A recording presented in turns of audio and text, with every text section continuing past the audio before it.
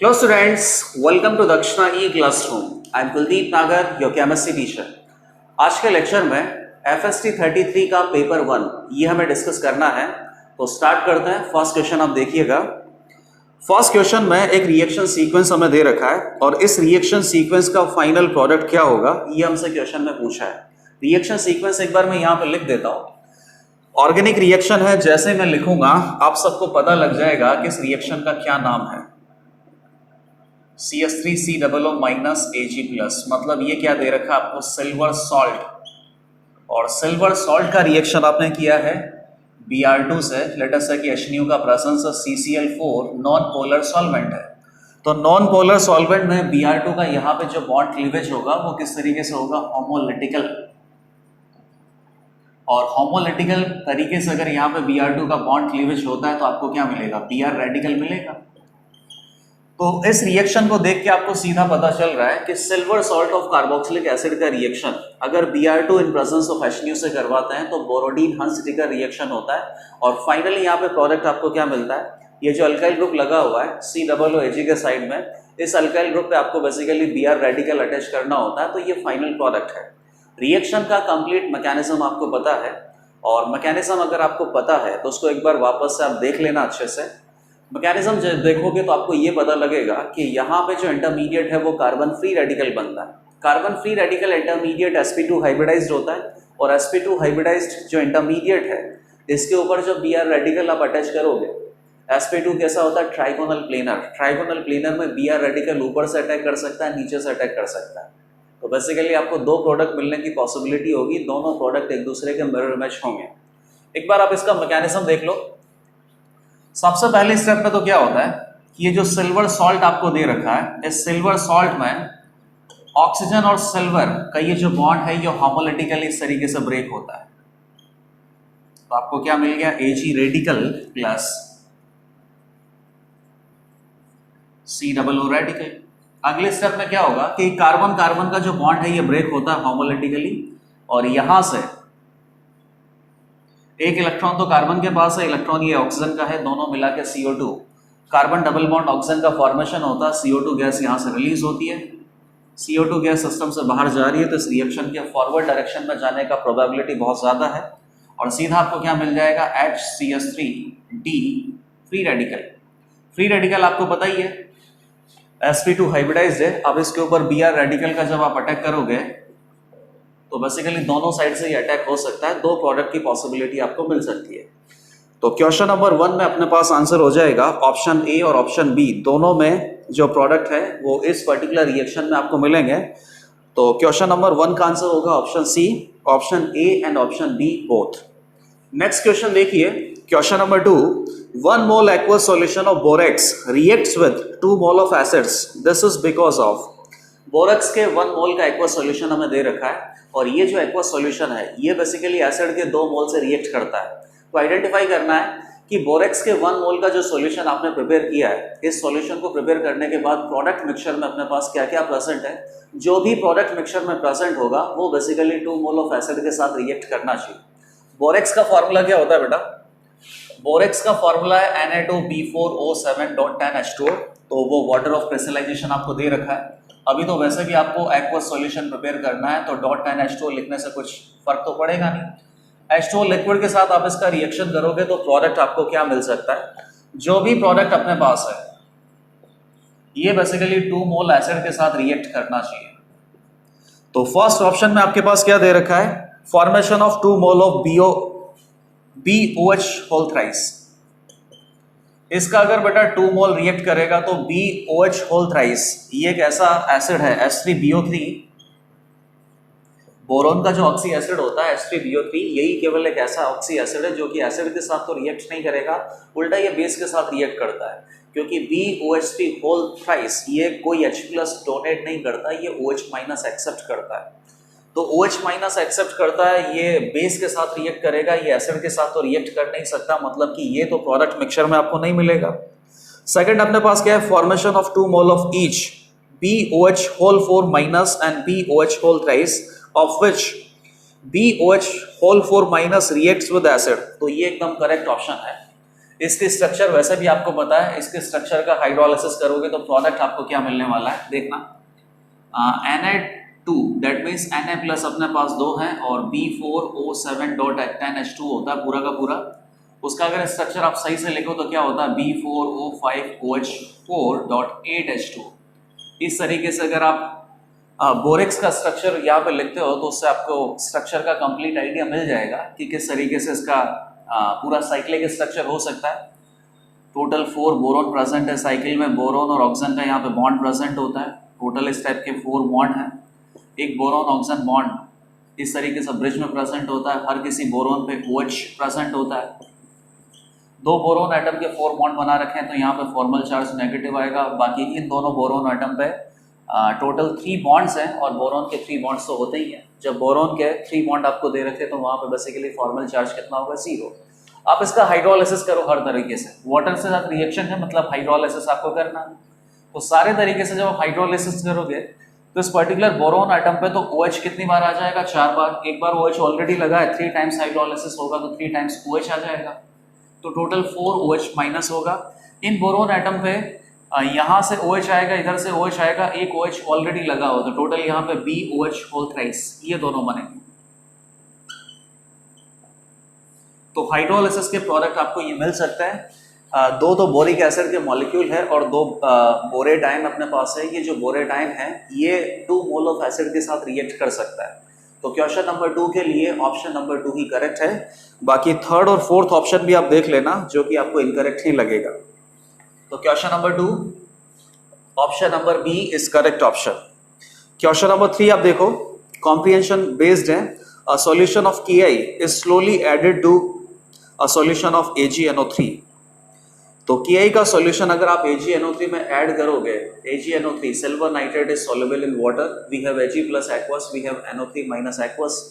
Ki is also soluble in water, we have K plus aqueous, we have I minus aqueous. I minus aqueous will react with Ag plus aqueous to form AgI silver iodide precipitate। तो ये तो आपको पता चल गया कि silver iodide का precipitate आपको मिलेगा। अब क्वेश्चन नंबर 3 और क्वेश्चन नंबर 4 के आंसर करना है।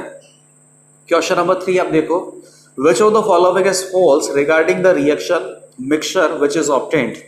A positively charged sol or positively charged colloid is formed। तो ये सरफेस केमिस्ट्री का क्वेश्चन आ गया।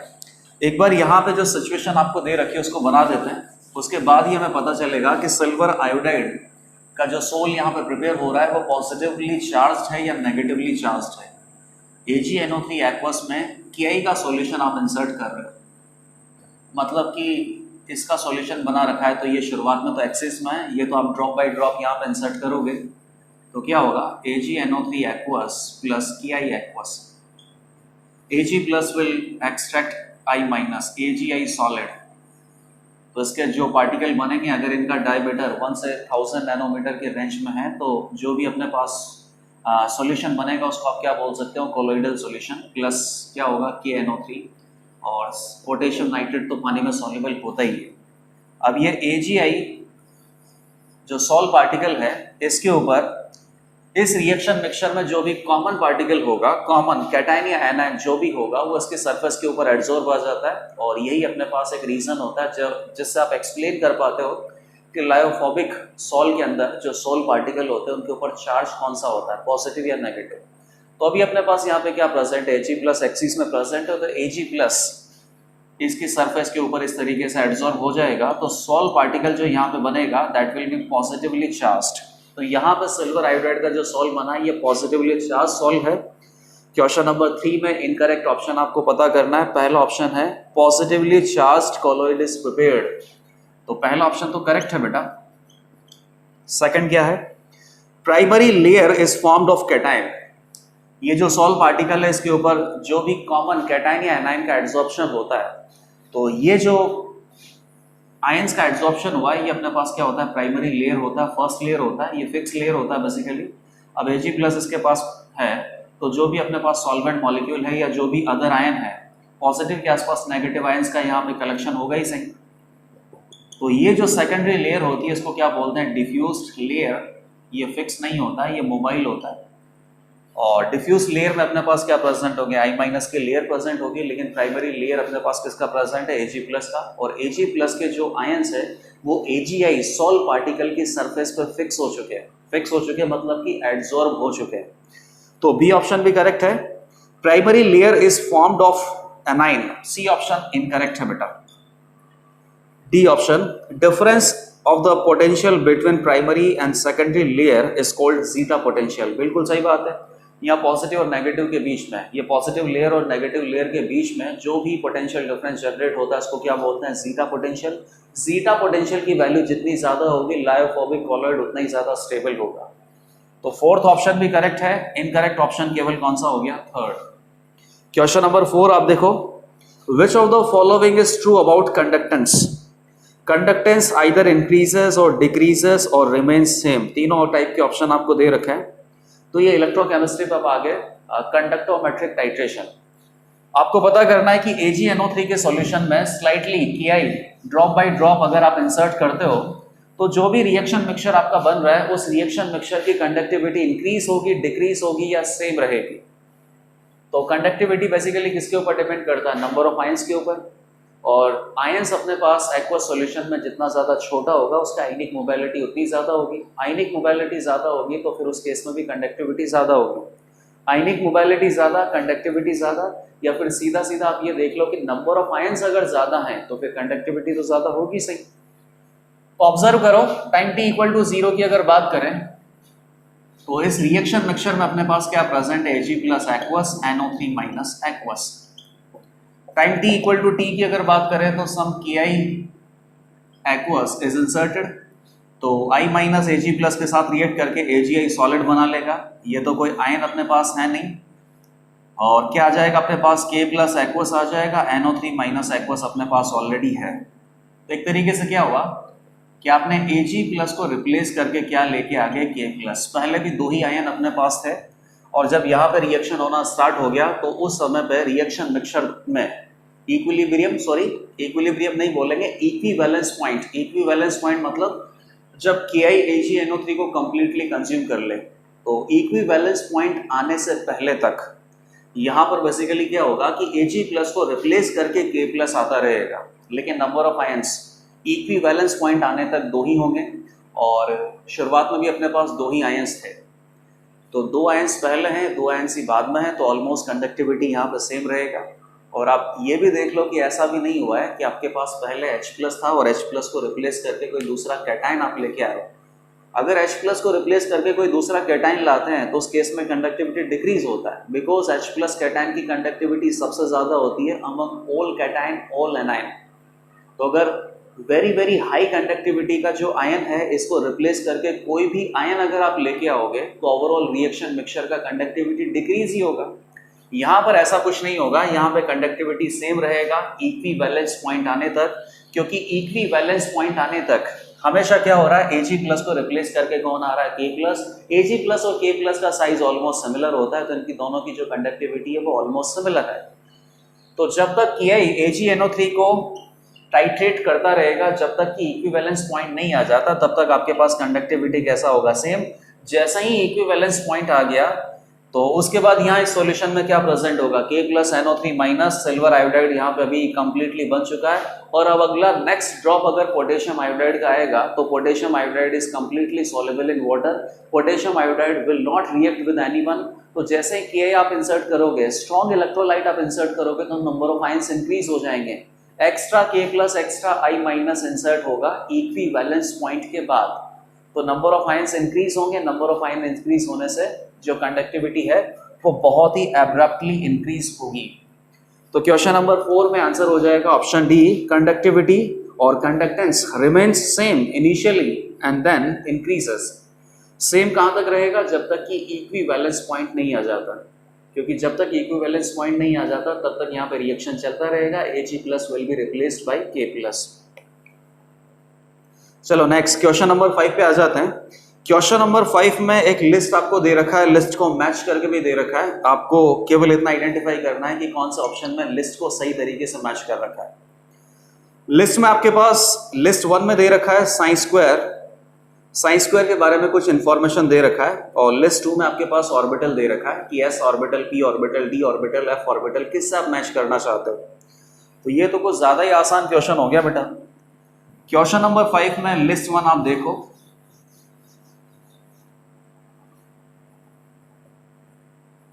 Sine square depends upon only on distance, मतलब कि इलेक्ट्रॉन प्रोबेबिलिटी डेंसिटी की वैल्यू केवल डिस्टेंस पे डिपेंड करती है, डायरेक्शन पे डिपेंड नहीं करती। तो डिस्टेंस पे केवल किसका डिपेंड करता है, एस ऑर्बिटल, क्योंकि एस ऑर्बिटल नॉन डायरेक्शनल होता है, स्फेरिकल होता है। न्यूक्लियस से आप किसी भी डायरेक्शन में जाओ, इलेक्ट्रॉन मिलने की प्रोबेबिलिटी एक जैसी ही होती है क्योंकि स्फेरिकल ऑर्बिटल है। तो केवल डिस्टेंस पे डिपेंड करता है, डायरेक्शन पे डिपेंड नहीं करता। मतलब कि जो फर्स्ट ऑप्शन है वो किससे मैच करेगा, एस ऑर्बिटल से।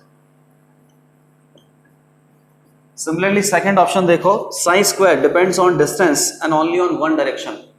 तो डिस्टेंस पे तो चलो डिपेंडेंट है ही, वन डायरेक्शन पे अगर ये डिपेंड करता है तो वैसा कौन सा ऐसा ऑर्बिटल है जो केवल एक ही डायरेक्शन में डायरेक्शनल है।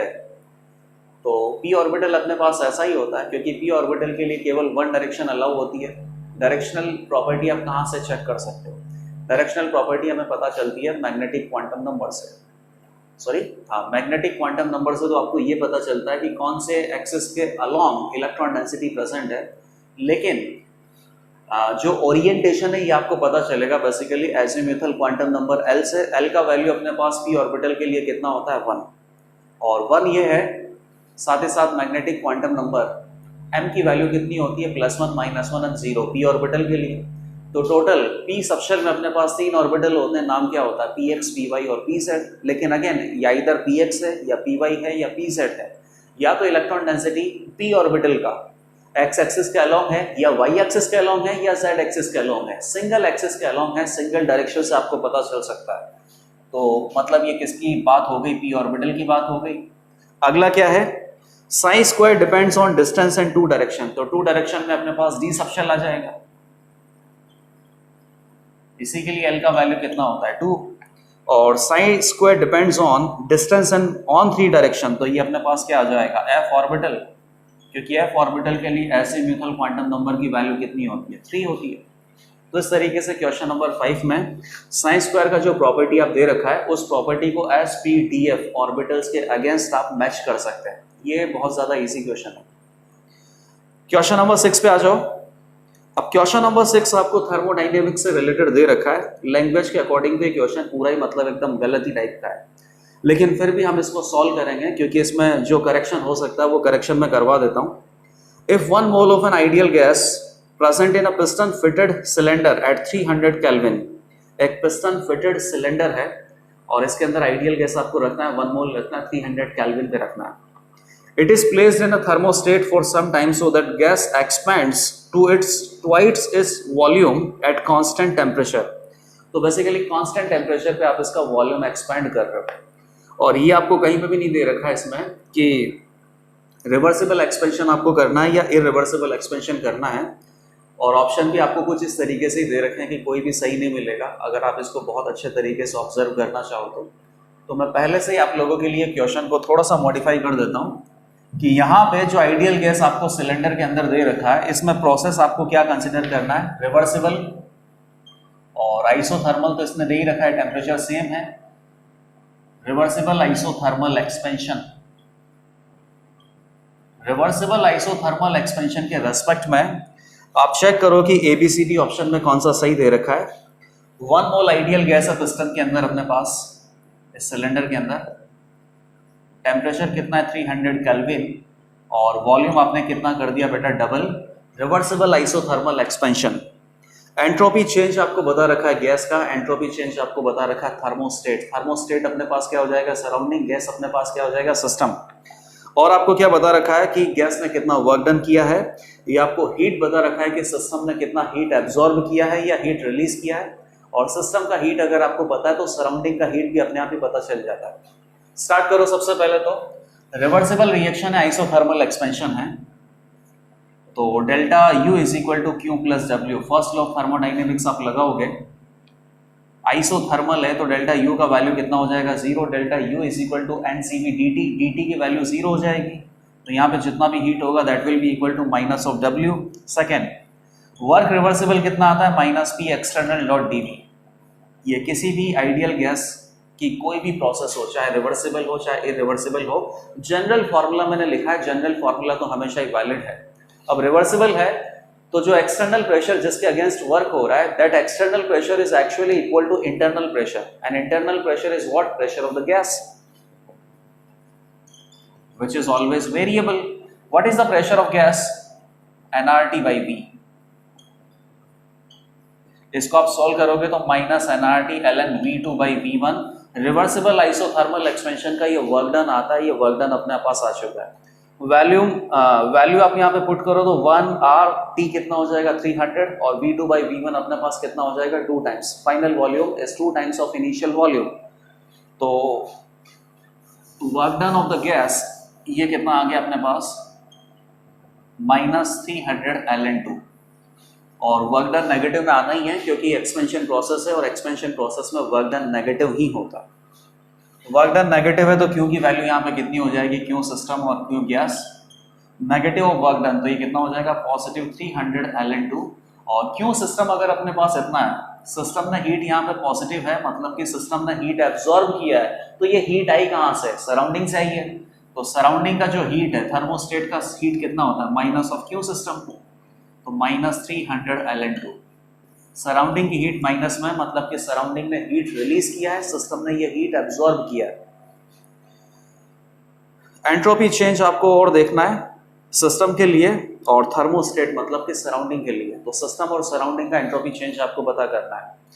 रिवर्सिबल आइसोथर्मल एक्सपेंशन या केवल रिवर्सिबल रिएक्शन अगर आप बोलो तो रिवर्सिबल प्रोसेस के लिए जो डेल्टा एस होता है टोटल, इसकी वैल्यू होती है equal to 0। Delta S total अपने पास कितना होता है? Delta S surrounding plus delta S system. System और सराउंडिंग में जितने भी एंट्रोपी चेंज हुआ है, अगर उसका आप टोटल सम करोगे तो वो वैल्यू कितनी आती है? 0।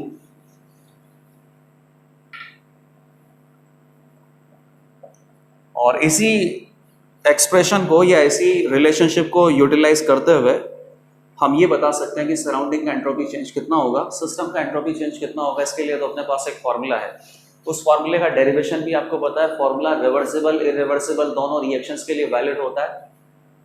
डेल्टा एस ऑफ सिस्टम मतलब कि gas is equal to NCV ln T2 by T1 plus NR ln V2 by V1। Temperature तो कांस्टेंट है, ये हटा दो, और V1 और V2, तो V2 का वैल्यू कितना है? 2V1। तो डेल्टा एस ऑफ सिस्टम अपने पास कितना हो जाएगा? NR ln2 which is what? R ln2 joule per mole per kelvin. तो ये अपने पास entropy change of the system हो गया विच इज R ln2। तो एंट्रोपी चेंज ऑफ सराउंडिंग कितना हो जाएगा? -R ln2। दोनों का सम करोगे तो 0 हो जाएगा। और कोई भी रिवर्सिबल प्रोसेस के लिए टोटल एंट्रोपी चेंज हमेशा 0 ही होता है। इरिवर्सिबल प्रोसेस के लिए क्या होता है? Total entropy change greater than 0 होता है, और रिवर्सिबल प्रोसेस के लिए total entropy change equal to 0 होता है। तो क्वेश्चन नंबर 6 आप इस तरीके से सॉल्व कर सकते हो, जब इस क्वेश्चन में जो लैंग्वेज आपको दे रखी है उसमें कंप्लीटली आपको अच्छे से क्लियर करे कि ये जो प्रोसेस है वो आपको किस तरीके से अज्यूम करना। मैं फिलहाल अभी अज्यूम कर रहा हूँ reversible isothermal expansion. Question number 7 पे आ जाओ। Which of the following is true about AgX X minus electrode? तो Ag और AgX, Ag तो हो गया मेटल, AgX अपने पास क्या होता है? Insoluble salt. इस इलेक्ट्रोड का नाम क्या हो गया? Metal insoluble salt electrode. तो इस इलेक्ट्रोड के बारे में तो बहुत अच्छे से हमने पढ़ा है, और इस इलेक्ट्रोड के लिए कुछ 4 स्टेटमेंट आपको दे रखे हैं। आइडेंटिफाई करना है कि कौन सा सही है। Ag, AgX और जो इनसॉल्युबल सॉल्ट होता है, इनसॉल्युबल सॉल्ट में जो एनाइन है उसी एनाइन का अपने पास सॉल्यूशन होना चाहिए, तो X माइनस का सॉल्यूशन होना चाहिए। इलेक्ट्रोड की शक्ल कुछ ऐसी होती है, मेटल की रोड है और इसके ऊपर मेटल के इनसॉल्युबल सॉल्ट का पेस्ट होता है, और इनसॉल्युबल सॉल्ट में जो एनाइन है उसी एनाइन का इलेक्ट्रोलिटिकल सॉल्यूशन होना चाहिए, तो X माइनस एक्वस यहाँ पे प्रेजेंट है। इस मेटल इनसॉल्युबल सॉल्ट इलेक्ट्रोड को आप चाहो तो कैथोड बना सकते हो, चाहो तो एनोड बना सकते हो, और उसी तरीके से फिर आप इसकी हाफ सेल का रिएक्शन भी लिख सकते हो और हाफ सेल का IUPAC नोटेशन भी लिख सकते हो। स्टेटमेंट क्या है? It's E not reduction is positive. तो रिडक्शन का जो ई नॉट है वो पॉजिटिव है, मतलब रिडक्शन होना चाहता है। तो बिल्कुल सही बात है, Ag से Ag प्लस तो जाना ही चाहता है। Ag से Ag प्लस जाना ये आप ऐसे नॉर्मली सोचो, मेटल मेटल सॉल्युबल सॉल्ट वाली बात सोच लो, Ag से Ag प्लस जाना, ये आपको कहाँ से पता है? इलेक्ट्रोकेमिकल सीरीज में पता है। शुरुआत में अपने पास जो मेटल्स होते हैं उनका स्टैंडर्ड रिडक्शन पोटेंशियल नेगेटिव होता है, क्योंकि शुरुआत के जो मेटल्स है वो हाईली रिएक्टिव होते हैं, वो इलेक्ट्रॉन डोनेट करना चाहते हैं, वो इलेक्ट्रॉन एक्सेप्ट नहीं करना चाहते हैं। फिर स्टैंडर्ड रिडक्शन पोटेंशियल की सीरीज में नीचे जाते जाते कहीं पे हाइड्रोजन आता है, और हाइड्रोजन का स्टैंडर्ड रिडक्शन पोटेंशियल कितना होता है? 0। हाइड्रोजन के बाद कॉपर आता है, कॉपर के बाद सिल्वर वगैरह आते हैं। तो सिल्वर इन सब के लिए स्टैंडर्ड रिडक्शन पोटेंशियल की वैल्यू क्या होती है? पॉजिटिव। और स्टैंडर्ड रिडक्शन पोटेंशियल आप कैसे लिखोगे? रिडक्शन की टर्म में Ag+1 electron that is equal to Ag, Ag+1 electron that is equal to Ag, +1 oxidation state से 0 ऑक्सीडेशन स्टेट। तो ये जो हाइड्रोजन के बाद जितने भी मेटल होते हैं ना, इन सब के लिए रिडक्शन पोटेंशियल की वैल्यू पॉजिटिव होती है, ये रिड्यूस होना चाहते हैं, पॉजिटिव होती है, 0 से ज्यादा आता है। तो फर्स्ट स्टेटमेंट तो यहाँ पे करेक्ट है इस इलेक्ट्रोड के लिए। सेकेंड स्टेटमेंट देखो, E not of this electrode is equal to E not of metal metal soluble salt electrode plus 0.0591 divided by 1 multiplied by log Ksp of Agx। तो ये एकदम स्टैंडर्ड फॉर्मूला है, ये आपको मैंने डिराइव करवा रखा है, बता भी रखा है कि कोई भी तरीके से metal metal insoluble salt electrode आता है तो इस इलेक्ट्रोड का स्टैंडर्ड रिडक्शन पोटेंशियल या standard oxidation potential metal metal soluble salt electrode के स्टैंडर्ड रिडक्शन पोटेंशियल या स्टैंडर्ड ऑक्सीडेशन पोटेंशियल की टर्म में कैसे लिखोगे। और जो भी फॉर्मूला बनेगा उसमें यहाँ पे जो मेटल इनसॉल्युबल सॉल्ट आपका दे रखा है, इस मेटल इनसॉल्युबल सॉल्ट के Ksp का टर्म भी आएगा। तो फॉर्मूला मैंने आपको क्या बता रखा है? रिडक्शन की टर्म में बता रखा है। पहली बात तो किसका? Metal metal insoluble salt electrode,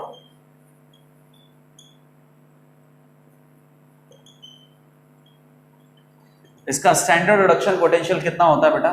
जो मेटल है, जैसे यहाँ पे मेटल कौन है? सिल्वर है, तो सिल्वर मेटल का metal metal soluble salt electrode का स्टैंडर्ड इलेक्ट्रोड पोटेंशियल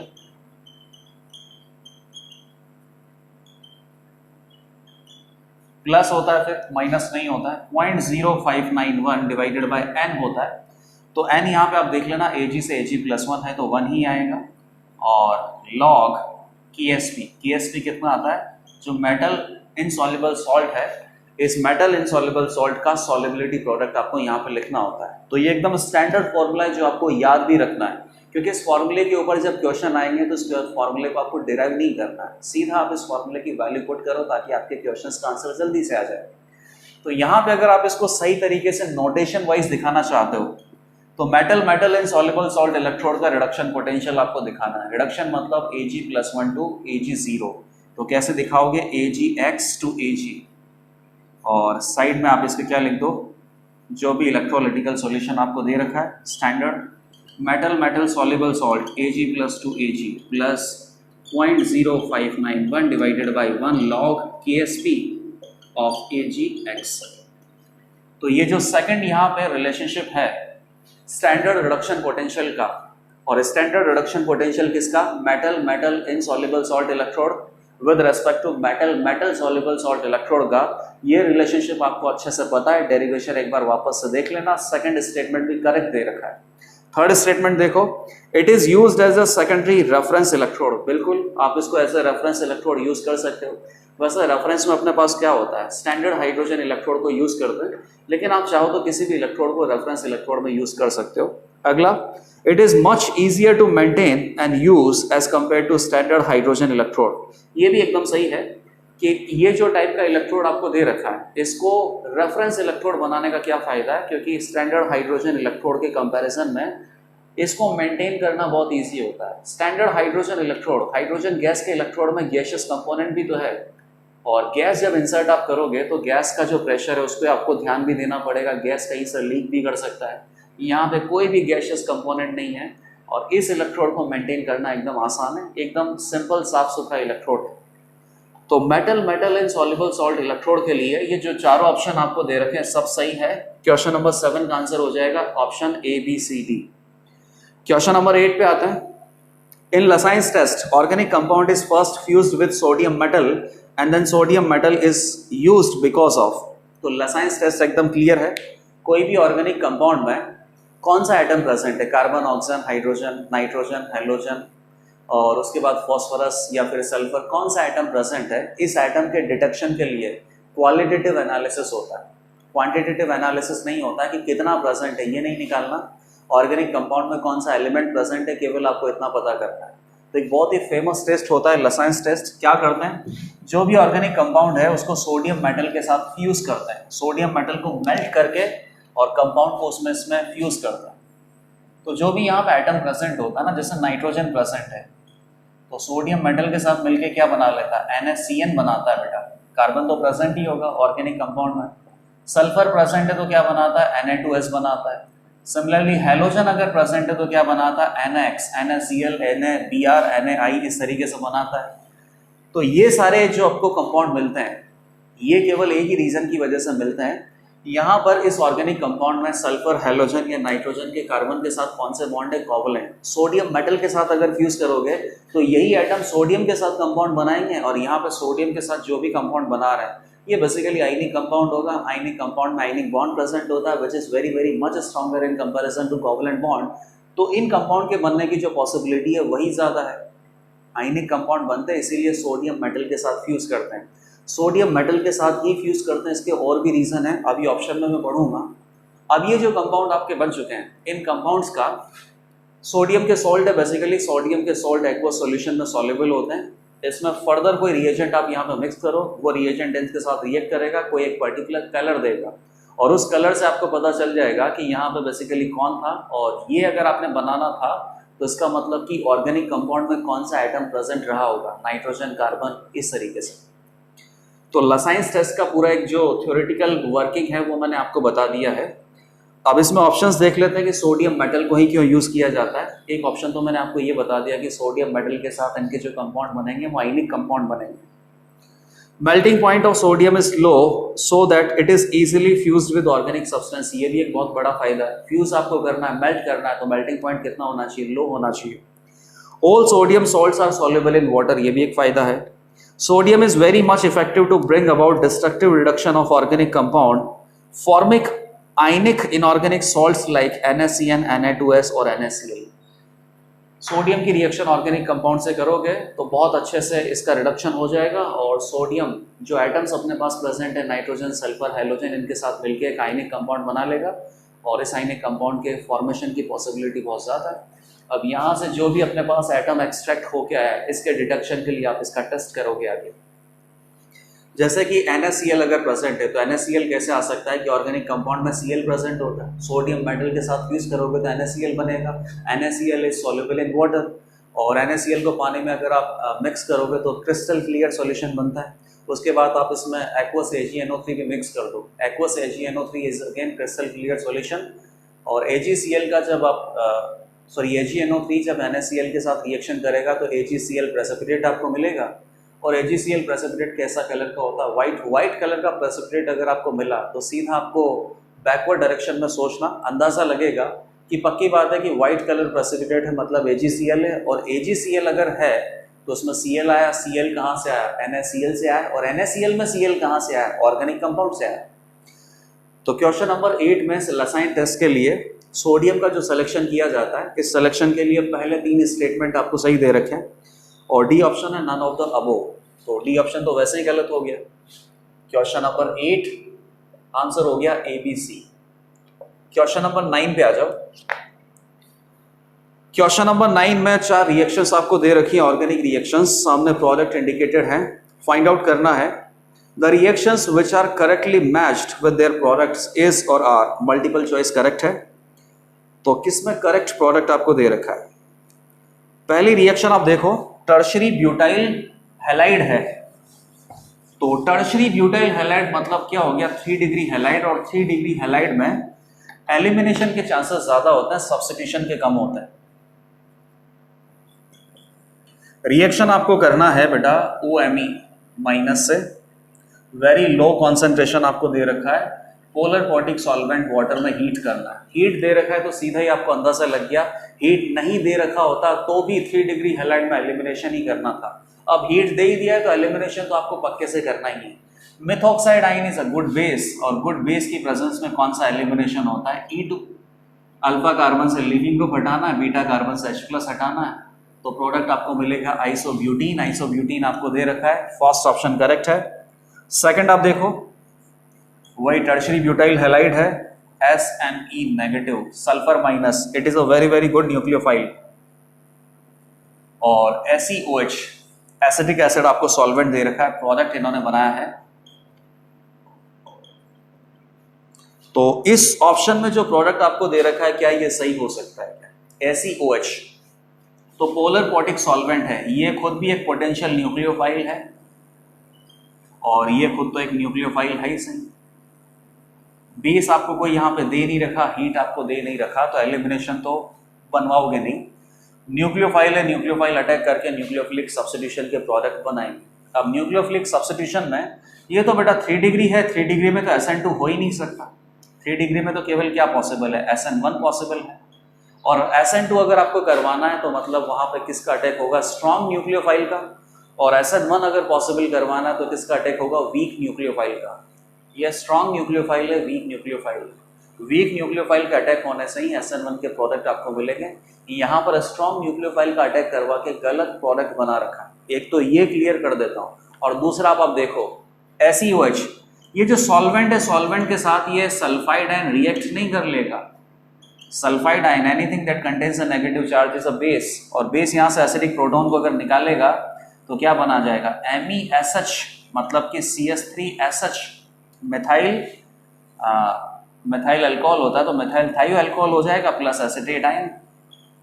अब ये रिएक्शन इस फॉरवर्ड डायरेक्शन में फीजिबल भी है कि नहीं है, तो ये भी चेक कर लेता हूँ। रिएक्टेंट में अपने पास एसिड कौन है? Carboxylic acid. प्रोडक्ट में अपने पास एसिड कौन है? मिथाइल थायो अल्कोहल। तो मिथाइल थायो अल्कोहल से तो ज्यादा ही एसिडिक होता है कार्बोक्सिलिक एसिड। स्ट्रॉन्ग एसिड से क्या बन रहा है? Weak acid. मतलब कि ये रिएक्शन फॉरवर्ड डायरेक्शन में फीजिबल है। तो यहाँ पर कोई अटैक करने से पहले यहाँ इंटरनली ये जो न्यूक्लियोफाइल है सॉल्वेंट के साथ रिएक्शन करके आपको क्या बना के देगा? Acetate ion. और अब एसिटेट आयन आपके पास प्रेजेंट है। Acetate ion is a weak nucleophile, क्योंकि एसिटेट आयन में O नेगेटिव क्या है? रेजोनेंस स्टेबलाइज्ड है। और ये वीक न्यूक्लियोफाइल अब इधर अटैक करेगा, SN1 से रिएक्शन करवाएगा, तब जाके आपको यहाँ पे एसिटेट प्रोडक्ट मिलता। SNE की जगह CH3COO माइनस न्यूक्लियोफाइल लगा होता तो ये आंसर सही होता। फिलहाल ये आंसर गलत हो गया। थर्ड, 1 डिग्री हैलाइड है, रिएक्शन किससे किया है? SME नेगेटिव और DMSO। अब ये बिल्कुल ठीक है बेटा। DMSO क्या हो गया? पोलर एप्रोटिक सॉल्वेंट है, और पोलर एप्रोटिक सॉल्वेंट की पहली बात तो SME नेगेटिव से कोई रिएक्शन नहीं है। पोलर एप्रोटिक सॉल्वेंट है, 1 डिग्री अल्काइल हैलाइड है, स्ट्रॉन्ग न्यूक्लियोफाइल है, स्ट्रॉन्ग न्यूक्लियोफाइल है। सब्स्टिट्यूशन में कौन सा हो जाएगा? SN2। और SN2 रिएक्शन होके जो प्रोडक्ट आपको दे रखा है एकदम करेक्ट है। फोर्थ पे आ जाओ। इसमें 2 डिग्री अल्काइल हैलाइड आपको दे रखा है, OH minus base, lower concentration, और इसके अलावा टर्शियरी ब्यूटोक्साइड आयन भी आपको दे रखा है, प्रोडक्ट बना के दे रखा है 1 ब्यूटीन। तो OH माइनस है, मतलब कि बेसिक मीडियम में टर्शियरी ब्यूटोक्साइड आयन भी प्रेजेंट है। ये अल्कोहलिक बेस टाइप से आपको दे रखा है। ये किस तरीके से दे रखा है? KOH in presence of tertiary butanol, tertiary butanol. तो OH माइनस टर्शियरी ब्यूटेनॉल से H+ को खाएगा तो टर्शियरी ब्यूटोक्साइड आयन ही तो बनेगा। यहाँ पे टर्शियरी ब्यूटोक्साइड आयन बहुत ही अच्छा बेस है। Alkoxide ion is a very very good base, और गुड बेस की प्रेजेंस में एलिमिनेशन ही करवाना होता है। एलिमिनेशन करवा के आप प्रोडक्ट क्या बनाते हैं कि सर ये अल्फा कार्बन है, ये बीटा है और ये बीटा डैश है। बीटा डैश से प्रोडक्ट बनाओगे तो आपको क्या मिलेगा? 2 ब्यूटीन, और बीटा से प्रोडक्ट बनाओगे तो 1 ब्यूटीन। यूजुअली एलिमिनेशन E2 में सेट प्रोडक्ट, मोर सब्स्टिट्यूटेड प्रोडक्ट आपका आंसर होता है, लेकिन यहाँ पे क्या होगा? Less substituted product will be formed in major amount. Why? Because tertiary butoxide ion is a very very bulky base, और बल्की बेस की प्रेजेंस में हॉफमैन प्रोडक्ट आपको मेजर मिलता है। तो फोर्थ ऑप्शन भी करेक्ट दे रखा है, आंसर हो जाएगा A, B और D। A, B और D, सॉरी B ऑप्शन तो इनकरेक्ट था, A, C और D। क्वेश्चन नंबर 10 पे आ जाते हैं। Select correct statement. स्टेटमेंट आपको क्या दे रखे हैं? चारों स्टेटमेंट नहीं पढ़ता हूं और सीधा आपको बता देता हूं कि चारों स्टेटमेंट में आपको करना क्या है। टेम्परेचर कैन बी रेज्ड और temperature can be lowered in in an insulated system by doing electrical और मैकेनिकल वर्क। तो चारों स्टेटमेंट में इन्हीं में थोड़ा हेर फेर किया हुआ है। कोई भी एक अपने पास इंसुलेटेड सिस्टम है, इंसुलेटेड सिस्टम में मतलब कि हीट वहां से आ जा नहीं सकता, और इस इंसुलेटेड सिस्टम का टेम्परेचर इंक्रीज करना और टेम्परेचर डिक्रीज करना है। ये हम कैसे कर सकते हैं? प्रोसेस आपको सेम ही करना है, टेम्परेचर इंक्रीज होगा या टेम्परेचर डिक्रीज होगा ये आपको पता लगाना है। प्रोसेस आप क्या कर रहे हैं कि इस इंसुलेटेड सिस्टम के ऊपर आपको वर्क करना है, आपको वर्क करना है। तो सीधी सी बात है, जब मैं वर्क करूंगा सिस्टम के ऊपर तो बेसिकली उसको हीट सप्लाई होगा, और हीट अगर उसको सप्लाई होगा तो उसका टेम्परेचर क्या होगा, बढ़ेगा ही। किसी भी इंसुलेटेड सिस्टम के ऊपर अगर हम वर्क करेंगे, ठीक है ना, अगर हम वर्क करेंगे सिस्टम के ऊपर वर्क करते हैं तो क्या होता है, पॉजिटिव। और ऐसा करने से, जैसे मान लो कि गैस को आपको कंप्रेस करना होता है, गैस को एक्सपैंड नहीं करना होता है, गैस एक्सपैंड तो अपने आप ही हो जाता है। गैस को कंप्रेस करना है तो गैस को कंप्रेस करने के लिए हमें वर्क करना पड़ता है। तो जैसे ही हम गैस को कंप्रेस करते हैं, हम वर्क करते हैं, गैस में कंप्रेशन के बाद उसका टेम्परेचर क्या हो जाता है, इंक्रीज हो जाता है। किसी भी इंसुलेटेड सिस्टम के ऊपर अगर आप वर्क करोगे, वर्क चाहे कैसा भी हो, इलेक्ट्रिकल वर्क हो, मैकेनिकल वर्क हो, किसी भी टाइप का वर्क हो, किसी भी इंसुलेटेड सिस्टम पे अगर वर्क करेंगे तो इस इंसुलेटेड सिस्टम का टेम्परेचर क्या हो जाएगा, इंक्रीज हो जाएगा। प्रूव करके दिखा देता है। इंसुलेटेड सिस्टम में अपने पास तो Q कितना हो जाएगा, 0 delta U is equal to Q plus 0। Q कितना है, 0 delta U is equal to कितना हो जाएगा, W। और हम वर्क कर रहे हैं, सिस्टम के ऊपर वर्क करते हैं, मतलब कि पॉजिटिव। अज्यूम कर लो कि सिस्टम में आइडियल गैस रखा हुआ है, आइडियल गैस के लिए NCV/dt आप लगा सकते हो, which is equal to positive, that means T2 greater than T1। तो इनिशियल टेम्परेचर के कंपैरिजन में फाइनल टेम्परेचर क्या होगा, ज़्यादा। इंसुलेटेड सिस्टम के ऊपर अगर एक्सटर्नली वर्क किया जाए तो इंसुलेटेड सिस्टम का जो टेम्परेचर है वो हमेशा इंक्रीज होगा। तो ऑप्शन नंबर ए और सी आंसर हो जाएंगे। सारे ऑप्शन आप अच्छे से पढ़ लेना। क्वेश्चन नंबर 11 पे आ जाते हैं। अब क्वेश्चन नंबर 11 भी मैंने सॉल्व कर रखा है, और उसकी जो लैंग्वेज है वो एकदम गलत आपको दे रखी है, तो उस लैंग्वेज में थोड़ा करेक्शन भी हम करते जाएंगे और आंसर हम इसी के अकॉर्डिंग निकालेंगे।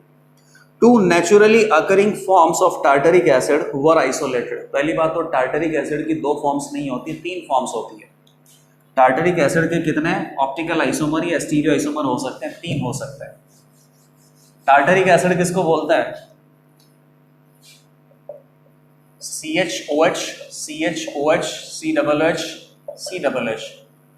2 काइरल कार्बन है, 2 काइरल कार्बन के अबाउट 2⁻², मैक्सिमम 4 स्टीरियो आइसोमर बन सकते हैं, लेकिन यहाँ पे 4 स्टीरियो आइसोमर नहीं बनेंगे। कितने बनेंगे बेटा, 3 ही बनेंगे, क्योंकि सिमेट्रिकल है।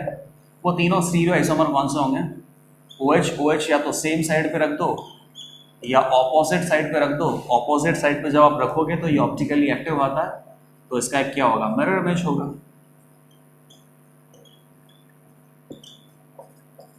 और फर्स्ट वाली जो फॉर्म मैंने बनाई है ना, इसका मिरर इमेज मत बना देना, क्योंकि फर्स्ट वाली जो फॉर्म है इसका मिरर इमेज बनाओगे तो वो इसके ऊपर सुपर इम्पॉसिबल होगा। वैसे भी ऑप्टिकली इनएक्टिव फॉर्म है, और ऑप्टिकली इनएक्टिव फॉर्म की 2 फॉर्म्स आप नहीं बना सकते, वो अकेला सिंगल फॉर्म में ही एग्जिस्ट करता है। तो ये अपने पास इसके टोटल 3 आइसोमर में ये तो क्या हो गया, मीसो फॉर्म, और ये दोनों कैसी हो गई, ऑप्टिकली एक्टिव फॉर्म। दोनों एक दूसरे के मिरर इमेज हैं। 2 ऑप्टिकली एक्टिव कंपाउंड है, एक ऑप्टिकली इनएक्टिव कंपाउंड है, और बोला जाए तो एक इनेंशियोमेरिक पेयर है। 2 naturally occurring forms of tartaric acid were isolated, both of them were found to be optically inactive। तो 2 फॉर्म्स की अगर बात कर रहा है तो ये ऑप्टिकली एक्टिव फॉर्म्स हैं। इनका मिक्सचर, उसको क्या बोल सकते हैं, रासायनिक मिक्सचर, ऑप्टिकली इनएक्टिव मिक्सचर बोल सकते हैं। इंडिविजुअली जो कंपाउंड है वो तो ऑप्टिकली एक्टिव ही है। One form X has a melting point of 206, okay, और optically inactive tartaric acid can be separated into 2 optically active forms। तो अब ये ऐसे बोल रहा है ना, optically inactive tartaric acid X, तो optically inactive tartaric acid नहीं बोलना चाहिए, optically inactive mixture बोलना चाहिए। तो ठीक है भाई, ये ऑप्टिकली इनएक्टिव मिक्सचर है, क्योंकि इसके दोनों कंपोनेंट क्या है, एक दूसरे की मिरर इमेज है। इंडिविजुअल कंपोनेंट तो ऑप्टिकली एक्टिव है, mixture as a whole optically inactive है। इंडिविजुअल कंपोनेंट तो क्या है, ऑप्टिकली एक्टिव है, लेकिन mixture as a whole optically inactive है। और इस मिक्सचर के अंदर दो कंपाउंड प्रेजेंट है, दो कंपाउंड प्रेजेंट है, तभी तो आप इनको क्या कर सकते हो, रिजॉल्व कर सकते हो। दुनिया में कोई तो मेथड आप लगा के इन दोनों को रिजॉल्व कर सकते हो। फ्रैक्शनल डिस्टिलेशन की बात नहीं कर रहा हूँ, जनरल बात कर रहा हूँ। कोई भी मेथड लगा के अगर दो कंपाउंड का मिक्सचर है तो पक्की बात है कि इन दोनों को रिजॉल्व तो किया ही जा सकता है। तो आप इन दोनों को रिजॉल्व कर सकते हो, जिससे आपके पास क्या बनता है, Z और W। तो बिल्कुल Z और W दो हो गए ना, इसी की बात चल रही थी। Which have same melting point, of course they have same melting point, they have same boiling point, they have same physical properties, क्योंकि enantiomers का जो physical property होता है वो same ही होता है। Have same melting point 170 degree, तो इनका 170 डिग्री सेल्सियस आपको दे रखा है, इसका कितना दे रखा है, 206। All attempts to separate optically inactive form Y, मतलब कि ये optically inactive form Y है और इसको सेपरेट करने के सारे अटेम्प्ट फेल हो जाते हैं। तो सेपरेट करने के सारे अटेम्प्ट फेल होने ही हैं, क्योंकि ऑप्टिकली इनएक्टिव फॉर्म एक ही तो आइसोमर है, दो आइसोमर तो है नहीं भाई। दो आइसोमर है तो आप उनको कोई ना कोई मेथड लगा के रिजॉल्व कर ही सकते हो, लेकिन दो आइसोमर ही नहीं है, एक अकेला ही है। The correct statement is and are, Y and Z are stereoisomers. Y और जेड, तो ये वाई है और ये जेड है, दोनों डायास्टीरियोमर्स होंगे, बिल्कुल होंगे, दोनों एक दूसरे के मिरर इमेज नहीं आने वाले। ये जो मीजो है इस ऑप्टिकली एक्टिव फॉर्म का मिरर इमेज कभी भी नहीं आएगा। ये ऑप्शन करेक्ट है। Melting point of this is greater than this, तो मेल्टिंग पॉइंट इसका इससे ग्रेटर दे रखा है, मेल्टिंग पॉइंट इसका ग्रेटर दे रखा है मीजो वाले से। तो one form X has a melting point of 206, optically inactive tartaric acid can be separated into Z and W, तो इसका 206 दे रखा है बेटा। ये X को रिजॉल्व करके Z और W बनाता है, और Z और W को बेसिकली ये एक ही बोल रहा है, मिक्सचर नहीं बोल रहा है, कोई दिक्कत नहीं है। इसका जो बॉइलिंग पॉइंट है या मेल्टिंग पॉइंट 206 दे रखा है और इसका कितना दे रखा है, 170। तो ऑप्टिकली एक्टिव जो फॉर्म है इसका melting point optically inactive form से ज्यादा दे रखा है। बी ऑप्शन भी करेक्ट है, ए करेक्ट है, बी करेक्ट है। सी पे आ जाता है। X is a racemic compound. अब रैसमिक कंपाउंड क्या होता है, रैसमिक मिक्सचर होता है। X is a racemic mixture, of course it is a racemic mixture, whereas Y is a meso compound, Y is a meso compound, सही है। D, Y, W and Z are all are asymmetric compound, तो ये एकदम गलत हो जाएगा बेटा। asymmetric compound मतलब कि asymmetric काइरल कार्बन की बात कर सकते हैं, वैसे भी कंपाउंड तो सिमेट्रिकल है ही सही। asymmetric compound that means asymmetric chiral carbon की प्रेजेंस की बात कर सकते हैं। और asymmetric काइरल कार्बन क्या होता है, जिसमें POS, COS, KOS और AOS चारों एब्सेंट हो। asymmetric या फिर डिससिमेट्रिक में अंतर आपको पता होगा। एसिमेट्रिक की बात करें या डिससिमेट्रिक की बात करें, दोनों टाइप के कंपाउंड अपने पास क्या होते हैं, ऑप्टिकली एक्टिव होते हैं। बस डिससिमेट्रिक में एक्सिस ऑफ सिमेट्री से कोई लेना देना नहीं होता है, एक्सिस ऑफ सिमेट्री एब्सेंट होता है। और एसिमेट्रिक में एक्सिस ऑफ सिमेट्री, सॉरी डिससिमेट्रिक में एक्सिस ऑफ सिमेट्री प्रेजेंट होता है और एसिमेट्रिक में एक्सिस ऑफ सिमेट्री एब्सेंट होता है। तो यहाँ पे किसी में भी एक्सिस ऑफ सिमेट्री एब्सेंट नहीं होगा, एक्सिस ऑफ सिमेट्री यहाँ पे प्रेजेंट है। तो इसको असिमेट्रिक कंपाउंड नहीं बोल सकते, डिससिमेट्रिक बोल सकते हैं। और वैसे भी आप देख लो सिमेट्रिकल है, सिमेट्रिकल है, तो इसमें जो भी फॉर्म्स आप बनाओगे ना उसमें से कोई भी फॉर्म असिमेट्रिक नहीं मिलेगी, डिससिमेट्रिक मिल जाएगी। Question number 11, option A B C is your answer. Question number 12, 13 and 14, ये तीनों अपने पास कॉलम मैचिंग वाले क्वेश्चन है। इन क्वेश्चंस को अटेम्प्ट करने में बहुत टाइम लगने वाला है। क्वेश्चन नंबर 12 आप देखो, बोरेक्स का सॉल्यूशन आपको बनाना है। कॉलम 1 में आपके पास कंपाउंड है और कंपाउंड का एक्वा सॉल्यूशन आपको प्रिपेयर करना है। कॉलम 2 में आपके पास ये दे रखा है कि जब आप कॉलम 1 में प्रेजेंट कंपाउंड का एक्वा सॉल्यूशन प्रिपेयर करते हैं तो ये सॉल्यूशन कैसा बनता है, एसिडिक बनता है, बेसिक बनता है, और क्या ये सॉल्यूशन NaOH के साथ रिएक्ट कर सकता है, क्या इस कंपाउंड को अगर आप हीट करोगे तो कंपाउंड स्वेल होगा कि नहीं होगा, या कंपाउंड का सॉल्यूशन बनाएंगे तो न्यूट्रल सॉल्यूशन बनता है कि नहीं बनता है। तो रिलेटिवली मुझे लगता है कि बहुत लेस टाइम में सॉल्व हो जाएगा ये। कंपाउंड सारे के सारे फैमिलियर आपको दे रखे हैं। क्वेश्चन नंबर 12, Na2B4O7.NH2, तो ये तो सिंपल है बेटा। बोरेक्स का जब हम सॉल्यूशन बनाते हैं तो ये बेसिक सॉल्यूशन ही तो प्रिपेयर होता है। ये एक तरीके से अपने पास एक सॉल्ट है, इस सॉल्ट में क्या प्रेजेंट हो सकता है, स्ट्रॉन्ग बेस NaOH है और बोरिक एसिड का सॉल्ट है। बोरिक एसिड अपने पास क्या है, वीक एसिड है।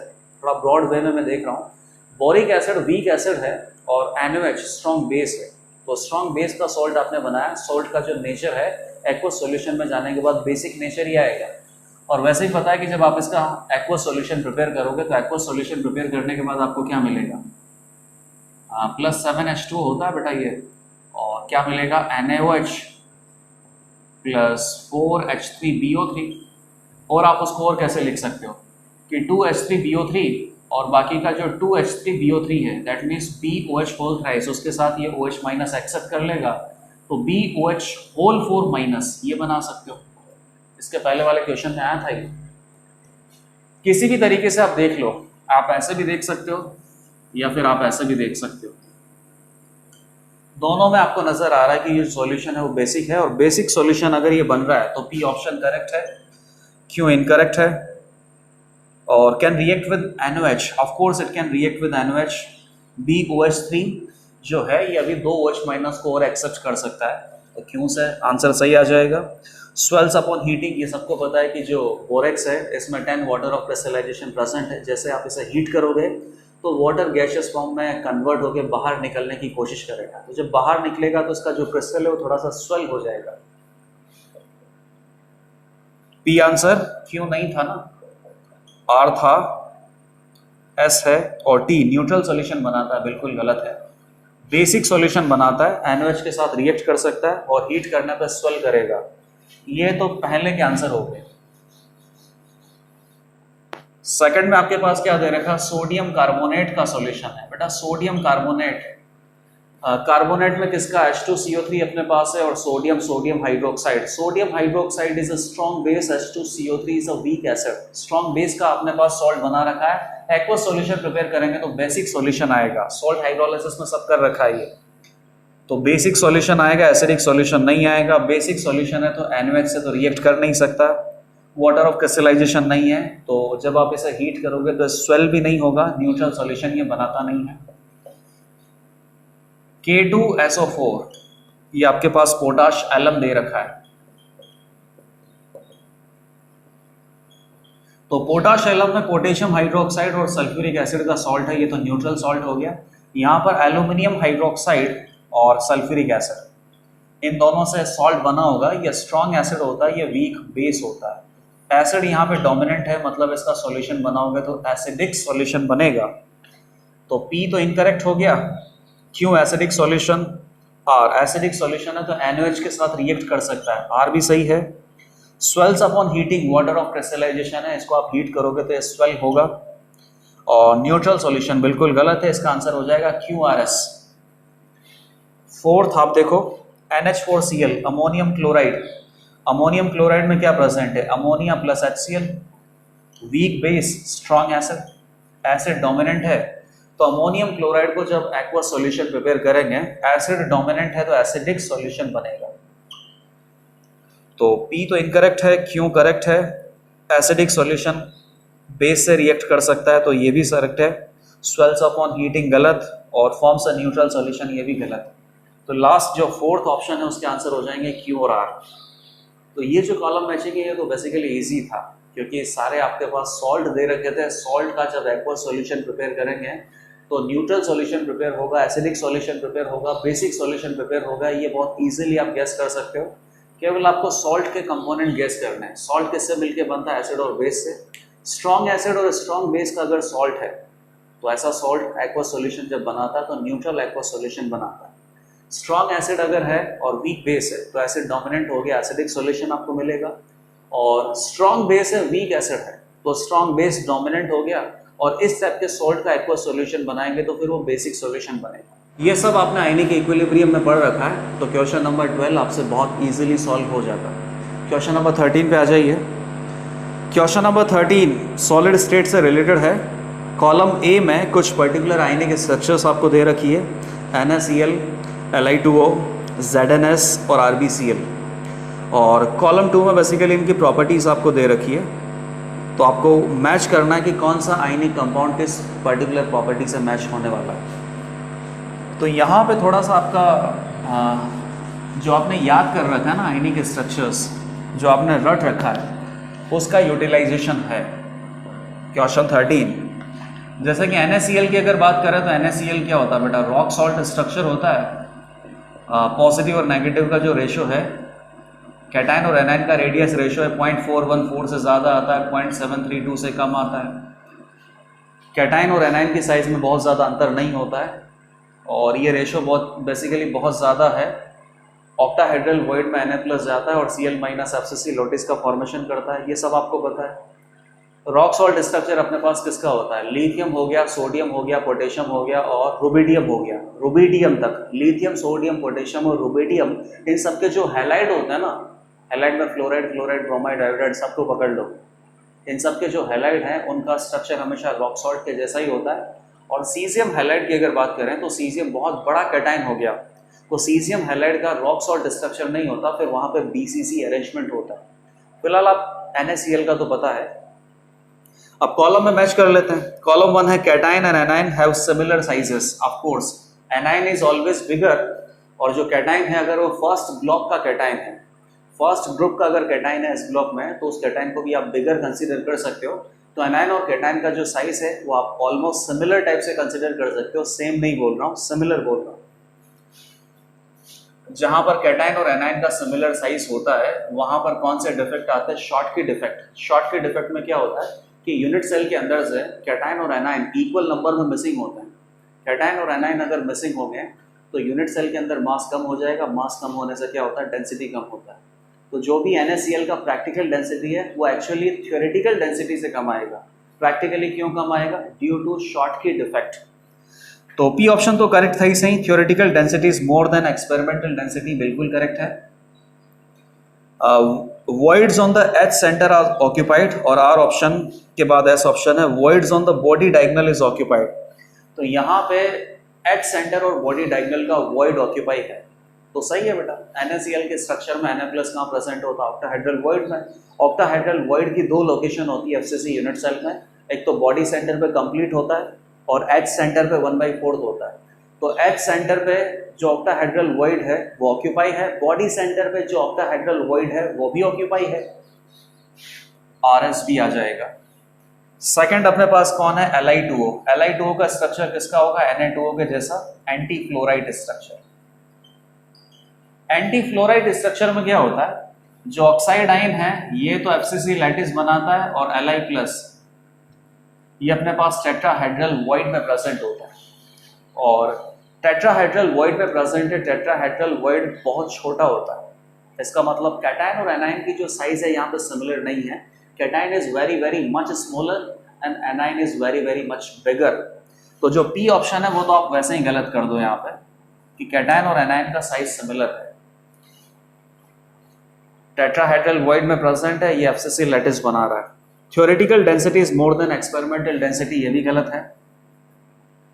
एक्सपेरिमेंटल डेंसिटी कम है, थ्योरेटिकल डेंसिटी ज्यादा है। ऐसा केवल कब होता है, जब शॉर्टकी डिफेक्ट आते हैं। और शॉर्टकी डिफेक्ट कौन से क्रिस्टल लैटिस में आते हैं, जहां पर कैटायन और एनायन का साइज ऑलमोस्ट सिमिलर होता है। यहाँ पे कैटायन और एनायन का साइज सिमिलर नहीं है, शॉर्टकी डिफेक्ट नहीं आता, फ्रैंकल डिफेक्ट आता है। और फ्रैंकल डिफेक्ट में जो डेंसिटी है दैट रिमेन्स अनचेंज्ड।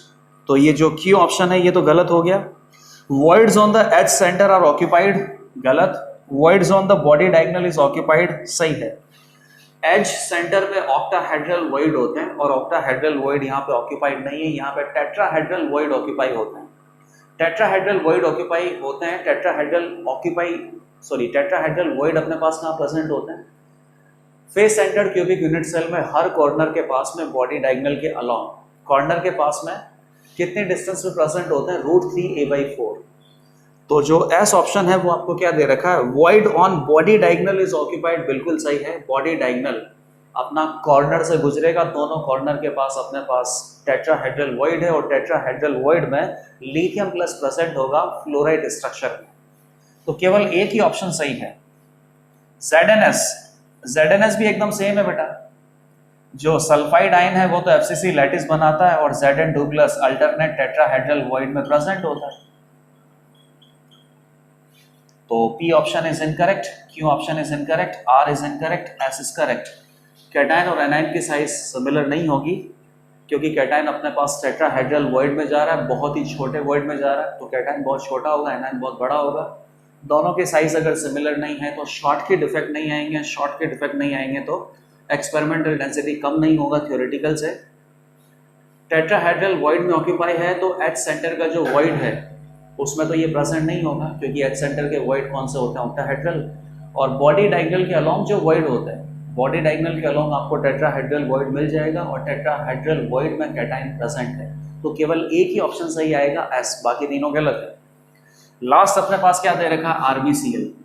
तो रुबिडियम के जो हैलाइड है, पहले ही बता दिया, लिथियम, पोटेशियम, सोडियम, रुबिडियम, इन सब के जो हैलाइड है उनकी कैसे स्ट्रक्चर होती है, रॉक सॉल्ट की। तो जो NaCl के ऑप्शन सही लिखे हैं वही RbCl के भी ऑप्शन सही आएंगे, PQRS। क्वेश्चन नंबर 14 पे आ जाओ। 14 में ऑर्गेनिक रिएक्शंस आपको दे रखी है, इनके सामने प्रोडक्ट आपको बना रखे हैं, मैच करना है। रिएक्शन सारी की सारी बहुत इजी हैं। सबस्ट्रेट मॉलिक्यूल है बेंजीन, बेंजीन पे कौन सा रिएक्शन होता है, इलेक्ट्रोफिलिक एरोमेटिक सब्स्टिट्यूशन, ERSE। 14 में ए ऑप्शन। रिएक्शन आपने किया आइसोब्यूटीन से इन प्रेजेंस ऑफ H2SO4। तो ये बेसिकली सारी रिएक्शंस आपको अल्काइलेशन के लिए ही दे रखी है। H2SO4 H+ देगा तो पाई बॉन्ड बेसिकली H+ पे अटैक करेगा, क्या बनेगा, कार्बोकेटाइन। अल्काइल कार्बोकेटाइन इलेक्ट्रोफाइल आपने जनरेट कर लिया, इलेक्ट्रोफाइल को बेंजीन रिंग पे अटैच कर दो, प्रोडक्ट आपको मिल जाएगा टर्शियरी ब्यूटाइल बेंजीन। तो ऑप्शन कौन सा सही आएगा, पी ऑप्शन। क्यों और आर गलत है, रीअरेंजमेंट यहाँ पे हुआ नहीं है, अल्काइलेशन आपने किया है, पी और टी। बी में देख लो, यहां पर ये इलेक्ट्रोफाइल कैसे क्रिएट करेंगे, नियोपेंटाइल क्लोराइड है in presence of anhydrous AlCl3। ये फ्रिडल-क्राफ्ट रिएक्शन के रिएजेंट है। AlCl3 क्या है, लुईस एसिड है। लुईस एसिड यहाँ पे क्या करेगा, क्लोरीन के लॉन पेयर एक्सेप्ट करेगा, अल्टीमेटली क्लोरीन को लेके भाग ही जाएगा, AlCl4- और यहाँ से आपको क्या मिलेगा, नियोपेंटाइल कैटाइन। कार्बोकेटाइन मिला है तो रीअरेंजमेंट की पॉसिबिलिटी भी है, एक CH3 माइग्रेट करने के बाद ये कैटाइन मिलेगा। अब इस कैटाइन में कोई रीअरेंजमेंट फर्दर पॉसिबल नहीं है, इलेक्ट्रोफाइल फाइनली आप बेंजीन पे अटैक कर दो तो आंसर आपको मिलेगा कुछ ऐसा। तो यहाँ पे पी ऑप्शन आंसर नहीं होगा, क्यों ऑप्शन अपने पास आंसर है, एस रीअरेंजमेंट वाज देयर, और टी अल्काइलेशन इज दिस, तो QST आंसर हो जाएगा। ऑप्शन सी पे आ जाते हैं। ऑप्शन सी में अगेन फ्रिडल-क्राफ्ट रिएक्शन के जैसे ही आपको रिएजेंट दे रखे हैं, बस यहाँ पे लुईस एसिड AlCl3 आपने यूज नहीं किया, थोड़ा वीकर लुईस एसिड यूज किया, विच इज व्हाट, एनहाइड्रस FeCl3। तो एनहाइड्रस FeCl3 का आपको पता है, एनहाइड्रस FeCl3 के केस में कोई भी एक्चुअल कार्बोकेटाइन नहीं बनता, और एक्चुअल कार्बोकेटाइन अगर यहाँ पे नहीं बनेगा तो कार्बोकेटाइनिक रीअरेंजमेंट की बात नहीं करेंगे, विदाउट रीअरेंजमेंट यहाँ पे अल्काइलेशन होगा। ये भी अपने पास नियोपेंटाइल हैलाइड ही दे रखा है। Chlorine will donates its electron pair to FeCl3, AlCl3 negative. ये इलेक्ट्रोफाइल जो जनरेट हुआ ये बेसिकली इसी तरीके से एग्जिस्ट करेगा, ये डिसोशिएट होके आयन पेयर की फॉर्म में नहीं जाएगा। अगर ये डिसोशिएट हो जाएगा तो ये कैटायन और ये एनायन बन गया, कार्बोकेटायन है तो फिर उसमें रीअरेंजमेंट की भी पॉसिबिलिटी है। यहाँ पर आयन पेयर के रूप में एग्जिस्ट नहीं करेगा ये, सॉरी आयन पेयर के रूप में ये एग्जिस्ट करेगा और ये डिसोशिएट नहीं होगा। फाइनली आपके पास इलेक्ट्रोफाइल है, बेंजीन रिंग इसके ऊपर अटैक करेगा इलेक्ट्रोफाइल के ऊपर, तो इलेक्ट्रोफिलिक एरोमेटिक सब्स्टिट्यूशन के प्रोडक्ट आपको मिलेंगे। बीटा कार्बन से H+ हटा दो, बेंजीन की एरोमेटिसिटी वापस आ जाएगी, तो क्या मिल जाएगा, नियोपेंटाइल बेंजीन। तो ऑप्शन सी के अपने पास आंसर हो जाएंगे।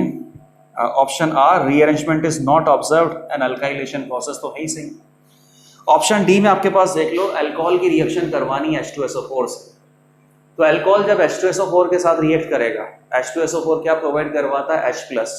अल्कोहल में OH अपने लॉन पेयर डोनेट करेगा H+ को, OH will be converted to OH2+, OH2+ is a good leaving group, good leaving group leave करेगा तो कार्बोकेटाइन बनेगा। तो यहां से आपको कार्बोकेटाइन क्या मिलेगा,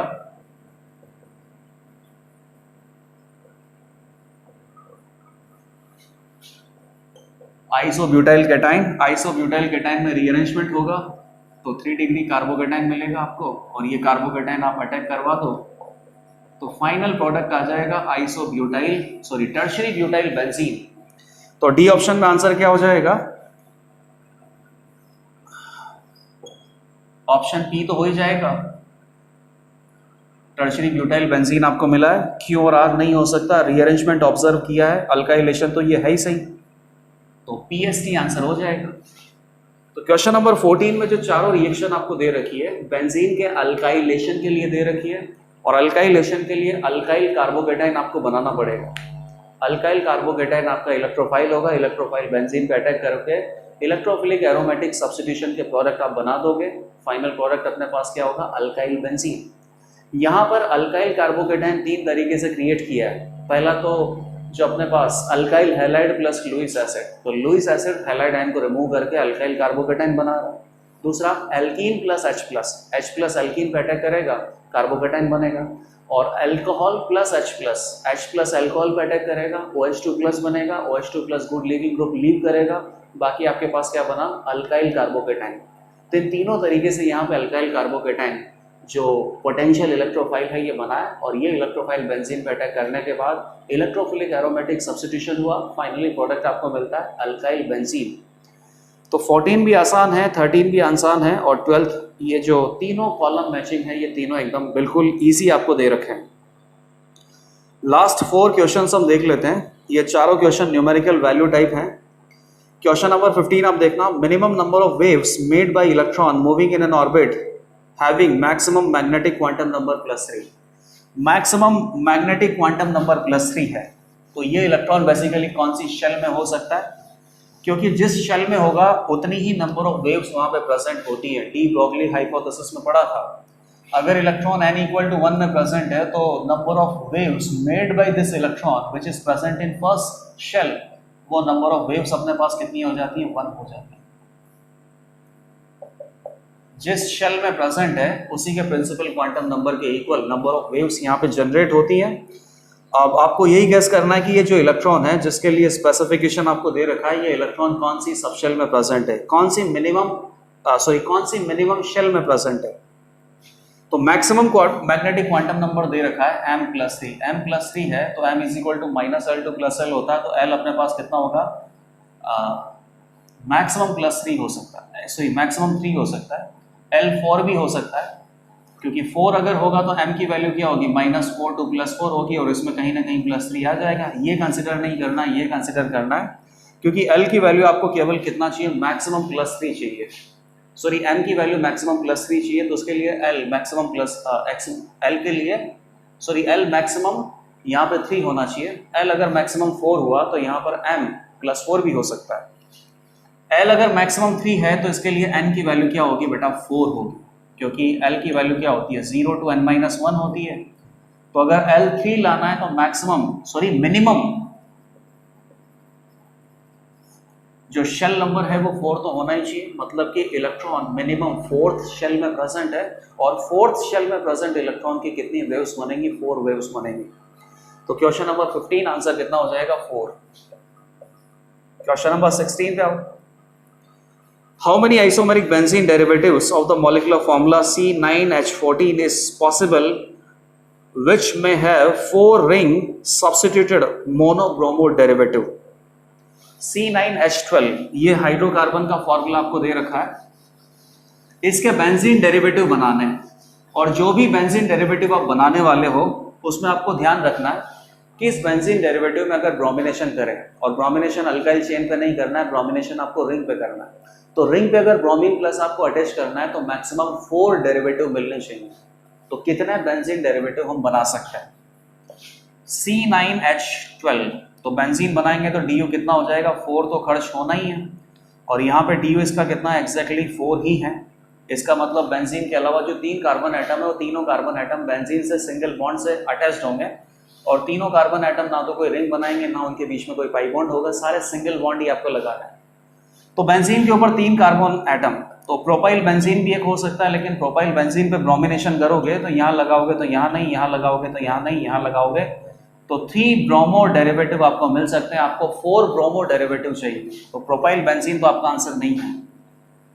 प्रोपाइल को आप डिस्ट्रीब्यूट कर दो मिथाइल और इथाइल में, मिथाइल और इथाइल को आप कहाँ लगा सकते हो, ऑर्थो पे लगा सकते हो, पैरा पे लगा सकते हो और मेटा पे लगा सकते हो। सो ये मेटा और ये पैरा पे लगा सकते हो। अब इसमें आप देखो तो ब्रोमीन आपको लगाना है रिंग पे, यहाँ ब्रोमीन लगाओगे तो यहाँ नहीं, बिल्कुल गलत है बेटा, यहाँ पे भी ब्रोमीन लगेगा, क्योंकि ये जो दोनों पोजीशंस हैं, ये दोनों पोजीशंस मिथाइल और इथाइल के रेस्पेक्ट में, मिथाइल और इथाइल अलग है, अनसिमेट्रिकल है, तो ये जो दोनों पोजीशंस है वो डिफरेंट होंगी। सिमिलरली ब्रोमीन यहाँ लगाओगे तो यहाँ पे भी लगा सकते हो, टोटल 4 ब्रोमो डेरिवेटिव आपको मिल सकते हैं। ब्रोमीन यहाँ लग सकता है, यहाँ लगेगा तो यहाँ पे भी लग सकता है, क्योंकि ये दोनों पोजीशंस डिफरेंट है with respect two methyl and ethyl, और यहाँ पे तो लग ही सकता है, तो टोटल 4 ब्रोमो डेरिवेटिव आपको मिलेंगे। तो C9H12 के 2 बेंजीन डेरिवेटिव तो आपको मिल गए, जिनके ब्रोमिनेशन पे टोटल 4 ब्रोमो डेरिवेटिव आपको मिल सकते हैं। अब इसमें देखो, यहाँ लगाओगे तो यहाँ नहीं, क्योंकि ये दोनों पोजीशंस तो एकदम सिमिलर हैं, यहाँ लगाओगे तो यहाँ नहीं, 2 ब्रोमो डेरिवेटिव मिलेंगे, तो आप इसको भी हटा दो। अब अगले आप इस हाइड्रोकार्बन की क्या पॉसिबिलिटीज बना सकते हो कि 3 कार्बन को अलग अलग आप डिस्ट्रीब्यूट करो और मिथाइल सबस्ट्रेट आप रखो। तो जब मिथाइल सब्स्टिट्यूएंट रखना है, तो मिथाइल सब्स्टिट्यूएंट रखना है तो कम से कम बेंजीन पे 3 पोजीशंस को ये ऑक्यूपाई करेगा, तो बेंजीन पे केवल कितनी पोजीशंस खाली होंगी, 3। आप इसको कैसे भी लगा लो, 3 पोजीशंस ऑक्यूपाई होंगी, 3 पोजीशंस खाली होंगी। तो 3 पोजीशंस अगर सारी की सारी डिफरेंट हैं तो भी मैक्सिमम 3 ब्रोमो डेरिवेटिव यहाँ पे बन सकता है, जबकि आपको tetrabromo derivative 4 ring substituted monobromo derivative है is possible which may have 4 ring substituted monobromo derivative. तो मोनोब्रोमो डेरिवेटिव बनाना, एक ही ब्रोमीन लगाना है और टोटल 4 डेरिवेटिव आपको चाहिए। तो इसमें एक ही ब्रोमीन अगर आप तीनों जगह पे अलग अलग लगाते हो तब भी मैक्सिमम 3 मोनोब्रोमो डेरिवेटिव आपको मिल सकते हैं, 4 मोनोब्रोमो डेरिवेटिव आपको नहीं मिल सकते। तो ये जो मिथाइल सब्स्टिट्यूएंट बना के ये जो आगे के आइसोमर आप बनाते हैं, इनको तो आप वैसे भी एलिमिनेट कर सकते हो।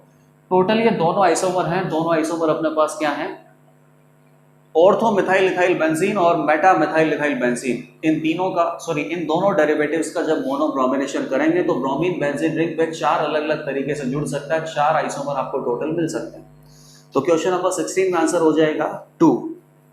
क्वेश्चन नंबर 17 में एक सेल का IUPAC नोटेशन दे रखा है, कैथोड और एनोड दोनों हाइड्रोजन इलेक्ट्रोड का बना रखा है। ई सेल आपको दिया हुआ है 0.118 वोल्ट, और कैथोड और एनोड दोनों में H+ आयन की जो कॉन्सेंट्रेशन है वो है 10⁻⁻⁻x molar and 10⁻⁻y molar. आपको आइडेंटिफाई करना है वैल्यू x - y का। तो ये एकदम आसान क्वेश्चन है। IUPAC नोटेशन आपको दे रखा है, ई सेल आपको दे रखा है, ई सेल दे रखा है तो नस्ट इक्वेशन आपको लगाना है। नस्ट इक्वेशन लगाने से कोई इक्वेशन बन जाएगा और इस इक्वेशन से x - y की वैल्यू बहुत इजीली आने वाली है। Hydrogen gas, platinum solid hydrogen gas electrode है। गैस इलेक्ट्रोड में इलेक्ट्रॉन को एक जगह से दूसरी जगह सप्लाई करने के लिए आपको बेसिकली मेटेलिक वायर से कनेक्शन बनाना पड़ता है। वो मेटेलिक वायर हम किसका लेते हैं, प्लैटिनम का। तो प्लैटिनम जो है केवल इलेक्ट्रॉन को सप्लाई करने में काम आता है, रिडॉक्स रिएक्शन में इसका कोई पार्टिसिपेशन नहीं होता, इसीलिए इसको क्या बोलते हैं, इनर्ट इलेक्ट्रोड। हाइड्रोजन गैस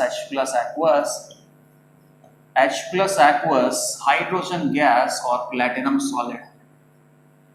तो हाइड्रोजन गैस का दोनों जगह 1 atm प्रेशर इन्होंने दे रखा है, 1 atm।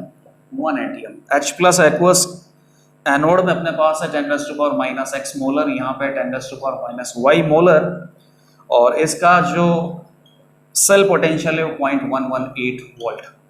x - y की वैल्यू बतानी है, हो जाएगा बेटा। नस्ट इक्वेशन अप्लाई करो, E cell is equal to कितना होता है, E naught cell -0.0591 divided by n log q। n और q की वैल्यू सब्स्टिट्यूट करने के लिए IUPAC नोटेशन से फुल सेल का रिएक्शन आपको बनाना पड़ेगा। लेकिन सबसे पहले आप ये देख लो, ई नॉट सेल कितना होगा, 0। ई नॉट सेल कितना होता है, standard reduction potential SRP of cathode minus anode. Cathode और एनोड दोनों सेम ही है, हाइड्रोजन इलेक्ट्रोड का बना रखा है। तो जब कैथोड और एनोड सेम है तो दोनों का स्टैंडर्ड रिडक्शन पोटेंशियल की वैल्यू सेम होगी, माइनस करेंगे तो आपको क्या मिलेगा, 0 ही मिलेगा। तो ई सेल कितना है 0.118, that is equal to minus 0.0591 divided by n log Q. N और क्यू आपको पता करना है, तो आईयूपीएसी नोटेशन से फुल सेल का रिएक्शन लिखते हैं। गैस इलेक्ट्रोड में अपने पास इंडिविजुअली हाफ सेल का रिएक्शन क्या बनता है, गैस टू गैस आयन और गैस आयन टू गैस, यही बनता है।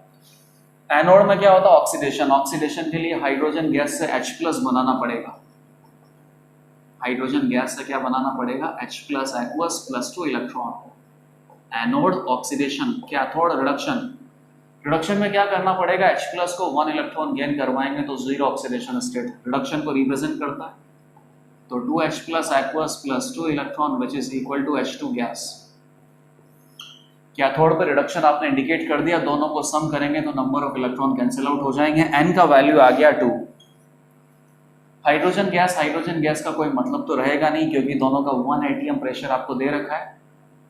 2H प्लस एक्वस, वैसे लिखना आप सारा ही, और 2H प्लस एक्वस, ये किसका है, एनोड का, और ये किसका है, कैथोड का। तो क्यों अपने पास कितना आ जाएगा, H plus raised to power 2, H plus raised to power 2, ये एनोड ये कैथोड। एनोड में क्या है बेटा, 10 raised to power minus x, और यहाँ पे कितना 10 raised to power minus y square square. तो की कितना हो जाएगा, 10 raised to power minus x, 10 raised to power minus y, ऊपर चला जाएगा तो ये हो जाएगा raised to power 2। Value put करो, n ऑलरेडी 2 पुट कर चुके हैं। Log Q 10 raised to power minus x plus y rest to power 2, ये 2 इधर आ जाएगा, 2 से 2 गया। 0.118 इज इक्वल टू, ये नेगेटिव है तो ऐसा करते हैं इसको अंदर ले जाते हैं, तो रेस्ट टू पावर माइनस 1 हो जाएगा, तो ये उल्टा आपको करना पड़ेगा 0.0591 लॉग, ये कितना हो जाएगा, उल्टा करेंगे तो y माइनस एक्स हो जाएगा, ये y माइनस एक्स। यहाँ पे 10 raised to power minus X है, 10 raised to power minus y है, और ये एनोड की कॉन्सेंट्रेशन है, ये कैथोड की कॉन्सेंट्रेशन है, ठीक है। तो 10 raised to power minus X divided by 10 raised to power minus Y square है, तो 10 raised to power minus X ऊपर जाएगा तो प्लस वाई हो जाएगा, ये कट गया। इसको वापस से आप क्या लिख सकते हो, y माइनस एक्स, तो ये ऑलरेडी है, अब इसको क्या लिख सकते हैं, x माइनस वाई, माइनस हटा दिया यहाँ से, ये से 2 टाइम्स निकलेगा तो ये कितना हो जाएगा, x minus Y log 10, log 10 की वैल्यू होती है 1 विच इज इक्वल टू 2, तो x minus Y is equal to 2। तो इस क्वेश्चन में फाइनली अपने पास आंसर आ गया 2। क्वेश्चन नंबर 17, हाइड्रोजन इलेक्ट्रोड को बना के, हाइड्रोजन इलेक्ट्रोड से ही टोटल सेल आपने बना रखा था, मतलब कि कैथोड और एनोड दोनों हाइड्रोजन इलेक्ट्रोड का था, और इस हाइड्रोजन इलेक्ट्रोड का ये जो कॉन्सेंट्रेशन सेल आपको दे रखा है, कॉन्सेंट्रेशन सेल का ई सेल 0.118 आपको दिया हुआ था, तो नास्ट इक्वेशन अप्लाई किया और बहुत इजीली आपका आंसर आया x minus Y that is equal to 2। Question number 18, AlF3 is soluble in KF, forming a soluble complex, calculate effective atomic number of the complex। तो सबसे पहले तो AlF3 का एक्सिस ऑफ KF में जो complex बनता है वो कॉम्प्लेक्स आपको बनाना पड़ेगा, तब जाके आप इफेक्टिव एटॉमिक नंबर कैलकुलेट करोगे। Plus KF aqueous axis.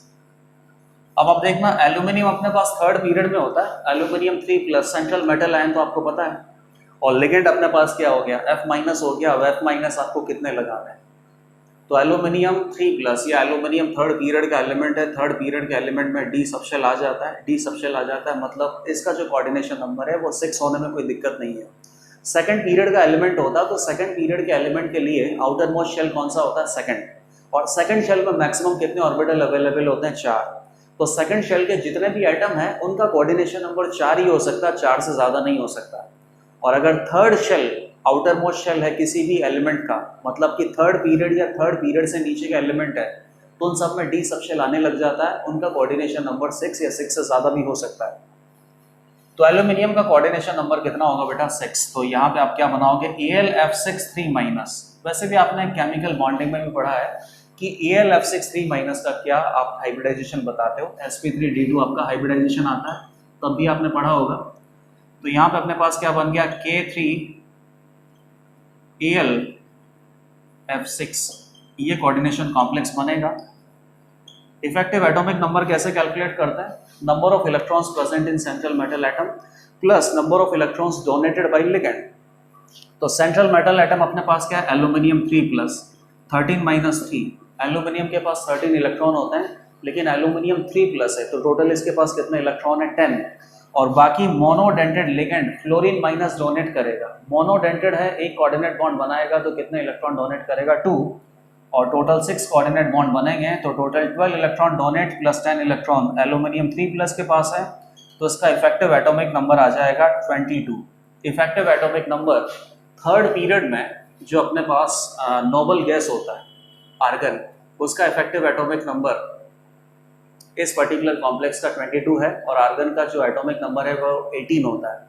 तो इसका जो इफेक्टिव एटॉमिक नंबर है वो करस्पॉन्डिंग पीरियड की नोबल गैस के एटॉमिक नंबर से मैच नहीं करता है, तो ऐसा भी बोल सकते हैं कि ये सिज्विक थ्योरी को फॉलो नहीं करता है।